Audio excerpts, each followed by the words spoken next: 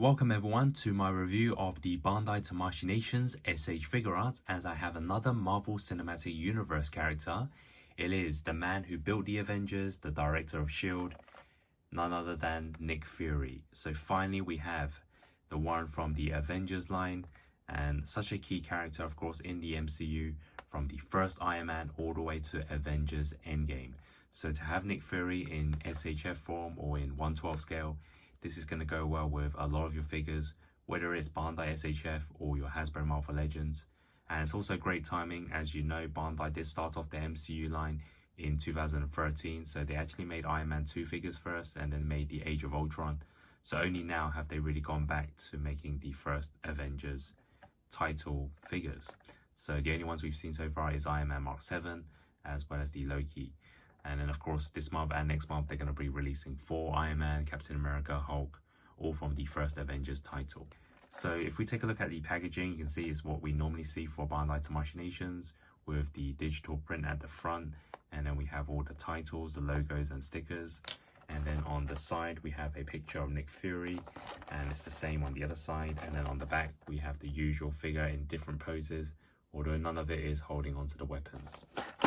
Shiny background, and then we also get the survey with a website on it, and also the manual to show you how to put on all the accessories. And here is the full look of the figure with the accessories inside its packaging. So as well as the figure itself, here are all the accessories that it comes with. So we have 1 alternate head sculpt, and then we have a total of 9 alternate hands, with some being the gloves and non-gloves versions. And then we have Nick Fury's pistol, which is the Smith & Wesson MMP. So now we can take a look at the Nick Fury figure right out of its packaging. And my first impressions is it does look pretty good just standing there. And I think for someone like Nick Fury, this kind of works. Just him in his iconic trench coat, and he's either giving a talk to the Avengers or just standing around. And I think this kind of works. If it's a Hasbro Marvel Legends where you're paying £20 for it, I think I would be pretty satisfied just to have a Nick Fury figure. But of course, for Tamashii Nations and you want to do figure photography and different poses, you're going to be using a lot of the accessories as well. But just looking at it, I do like it at first glance. And the main focus when you do buy a figure, especially for SHF standards, is to look at the face sculpt. And I think for someone like Tamashii Nations, they have been pretty inconsistent, shall I say. Some have been good, some have been great, some have been just bad. And I think for Nick Fury, the resemblance is there for Samuel L. Jackson. And then also if you take a closer look, it does have that Bluetooth earpiece, which is pretty important of course. From what I know, at least for the MCU, there hasn't been that many figures with this kind of jacket. I definitely can't think of a figure where they've included it. Maybe they've done it for some of the other lines. So those of you who have a lot more than I do for SHF will probably notice that they've used similar materials. But they've gone for this kind of plastic leather jacket, which is a lot more shinier than the inside. So that's pretty good. And I'm sure you can take off the jacket some way or the other if you remove the arms. But I guess there's no really need for that. And then if we take a look all the way around, you can see the back. That's the way the jacket is built. And then inside of the figure, it's obviously what you normally get for SHF.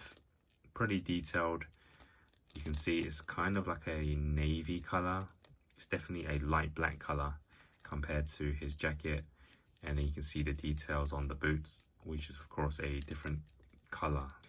And then for the body, you can see it does have a zip. It's meant to be one jacket, but of course if you twist the top half or the bottom half, then the zip will actually split into half, which obviously isn't really accurate, but I guess that doesn't bother me too much.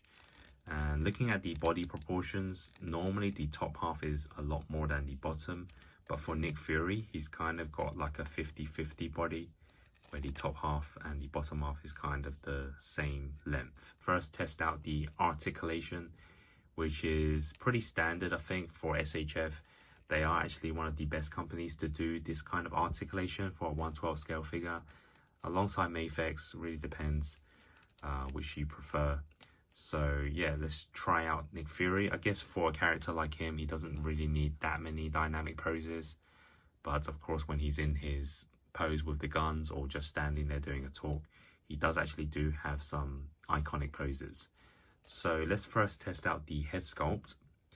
And I think it will move side to side, albeit this leather jacket collar is kind of in the way. But I'm pretty sure it can go around smoothly. And it does. And then it can go side to side. And then it can go forwards this much and upwards quite a lot. And he does look pretty good like this. And then for the arms, they go side to side really easily.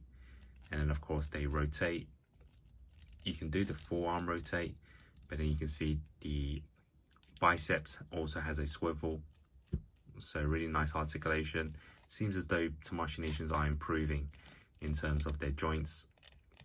And then it can go obviously forwards and then backwards. And it does feel really smooth in terms of the articulation for Nick Fury. And I definitely feel a difference compared to some of the other figures. And then for the bottom half, of course, the hand does a full spin. And then it should have the hinge a little bit. And yeah, so far I'm liking it. And then for the jacket, obviously no articulation, but you can move it and stretch it a little bit. And then the body, the top half goes side to side and then go forwards for the crunch. Backwards, not so much because of course there's the jacket in the way. And then for the bottom half, I'm pretty sure it does rotate all the way around. I guess there's no need for that type of articulation, but you do want to see it. And then side to side movement and then the full crunch. And you can see that's the way it looks. And then for the legs, forwards, backwards not so much obviously because there is the jacket, and then you do get rotation on the leg. And then for the legs itself, bends this much back. Of course there are limitations again with the jacket. And then for the toes, they should go up as they normally do. And then there's also the hinge and side to side and then full rotation as well. So really standard, and I do actually like the smoothness of the top half of the articulation in particular, more so than the bottom. I guess the legs are a bit stiff just right out the box. But yeah, I do like it in terms of the articulation so far. And then the jacket, you can pretty much move it if you want. So some limitations as expected, as he does have a jacket, but in terms of the smoothness, it is done pretty well. So the first accessory is the alternate head sculpt. So I'm going to pop off the original one and then replace it with the alternate head sculpt. And you can see the only difference is the eye is looking to the side. So otherwise there's not much of a difference. And to me, this is kind of disappointing. I just feel that they could have given us not necessarily an angry face, but just one with the mouth open like he's giving a speech. Something that Nick Fury would do. So I just feel that Bandai are still kind of playing catch up with the alternate head sculpts to Mayfex or Mezco, where they give us a lot more better alternate head sculpts. So just eyes looking to the side is kind of like a trend they've been doing for their other MCU characters. So nothing special here in terms of the alternate head sculpt. So the first set of hands is just like the one that came out of the box, which is the closed fist, but this time without the gloves. And then of course they gave us one with the open palms without the gloves, as well as a right hand with the pointing of the finger. We also get the open palms with the gloves on, as well as the hands to hold on to the pistol. So now let's take a closer look at the pistol for Nick Fury, the Smith & Wesson MMP. And you can see it's not just a piece of plastic, it does kind of has some sort of detail on it. And of course we can place it into Nick Fury's hand, and I believe it's mostly the right one, so it does fit nicely. And then you can do all kinds of poses with the gun depending on which scene or which film it is from. And I'm pretty sure you can swap out the hands for kind of like a different pose where he's kind of just using two hands to hold on to the gun. And with S.H.I.E.LD Figuarts, I think it should be able to do that, considering the amount of articulation. And the other thing is, of course, you can place the gun inside the holster, which is by his leg, obviously. And it does fit nicely in there as well, if you don't want to hold on to the gun. So yeah. And now we can compare it next to some of the other SHFs and Marvel Legends. So now let's do some side-by-side comparisons so that you get an idea and a taste of what the character would look like next to some of the other MCU figures. So we have the S.H. Figuarts Iron Man Mark III, which is from the first Iron Man film. And then we have the Birth of Iron Man Tony Stark from the Builder Armor figure. And they do look pretty good together. And then we can place the Loki figure, which is obviously from the same line. And he was a bit short out of the box, so I had to stretch the legs to its full potential. And then we also have the Cap versus Cap from Endgame, which is essentially the first Captain America from the first Avengers. And again, with the colors, they do look pretty good together. And if you're a fan of Hasbro Marvel Legends, you may want to put him next to some other characters. So here I have the Iron Man 3 Pepper Potts, and one that's quite popular, which is the Worthy Cap from, of course, Avengers Endgame. And I think it kind of works as well. They do look good together. And for Hasbro Marvel Legends, I think they only released one Nick Fury figure, which was in a free pack. So if you don't have that, you can actually get the S.H. Figuarts. And I think it more or less would go well with your Hasbro Marvel Legends collection.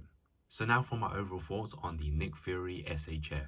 I would say it looks good in terms of what we expect in a Nick Fury figure, with the full attire in his trench coat, the eye patch, the Bluetooth set, and of course the likeness to the character.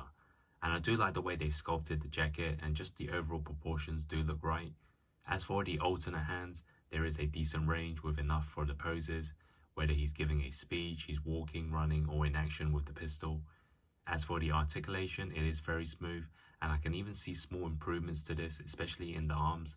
But of course, Bandai have always been good in the joints. The only disappointing thing for me is obviously the alternate head sculpt. It's just the eye looking to the side. And if I had to be picky, they could have given us hands without the gloves that are able to hold onto the pistol. And considering this is a 2021 release, I do expect them to have a stand with a base, just like they gave us with the recent Gamora or the upcoming The Falcon and the Winter Soldier figures. But all in all, I think it looks great paired up with the fellow S.H. Figuarts or the Marvel Legends. And since there's not that many Nick Furies around in the market, this is a decent option. So my score would be an 8 out of 10, simply because we have been due a Nick Fury for so long. If you enjoyed this video, please like, comment and subscribe, and stay tuned for more reviews, news and collections. And of course, with this Nick Fury figure, as well as the upcoming original Avengers, I am a step closer to completing my full MCU collection. So of course, I'll be looking to do more comparisons and collections in the near future. Thanks for watching, and hope to see you next time.